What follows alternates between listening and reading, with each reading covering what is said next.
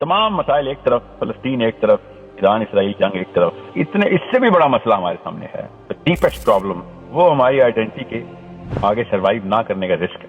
یہ سب سے بڑا چیلنج ہے، اس میں کسی شک میں نہیں ہوں۔ یہ ضروری ہے کہ آپ کو پتا ہو کہ آئیڈینٹی جو ہے وہ کمیونٹی کے بغیر آئیڈینٹی ہے ہی نہیں ہماری۔ اسلام فرد کو آئیڈینٹی دیتا ہی نہیں، اسلام امت کو آئیڈینٹی دیتا ہے، اسلام پوری کی پوری کمیونٹی کو آئیڈینٹی دیتا ہے۔ یہ دونوں کانسیپٹ اکٹھے ہو ہی نہیں سکتے، یا تو میں انڈیویجولسٹک ہوں یا میں اپنی امت کے لیے ہوں۔